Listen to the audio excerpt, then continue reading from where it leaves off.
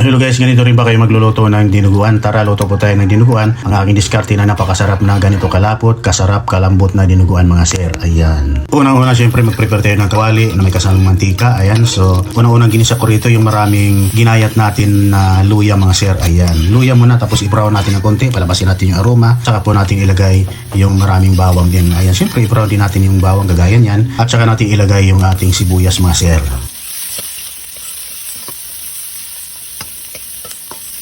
At pag gisang-gisa na po lahat, pati yung ating sibuyas, okay na. So ayan, nilagay na po natin yung ating laurel. 3 piraso, dipindi na po sa inyo. At meron tayong pinaghalong laman at batok. At syempre masarap kasi sa dinuguan pagka medyo may taba-taba ng konti. Igisa lang po natin ng maayos. Ayan, gisang-gisa dapat para masarap.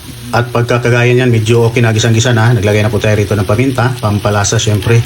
Chicken cubes or pork cubes, depende sa available po kung anong mayroon tayo sa ating tahanan. Kunting asin mga sir. Patis, ayan.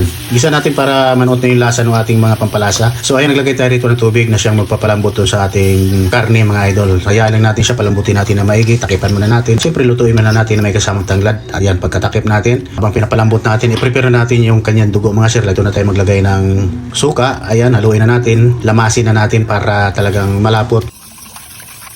So ayan, pagkatapos at tutong-luto na nga yung karne, ilagay na po natin dito yung ating pork blood mga idol. Ayan. At doon nga pala sa mga hindi kumakain ng dinuguan mga idol, ayan, pasintabi po sa inyong lahat ha. Ayan, at syempre pag nilagay na po natin yung dugo mga sir, dapat halong-haluin po natin, huwag natin tigilan hanggang sa lumapot ng ganyan, patuyuan natin ng konti.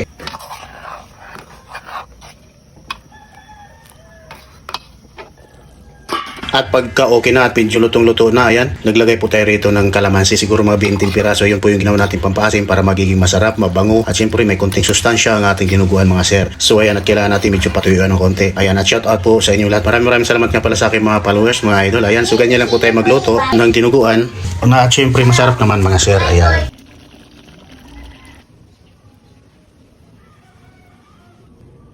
At sa mga nagtatanong nga pala dito sa sandok natin na ginamit, ayan, ilalagay na lang po natin sa comment section. Ayan, maraming salamat po.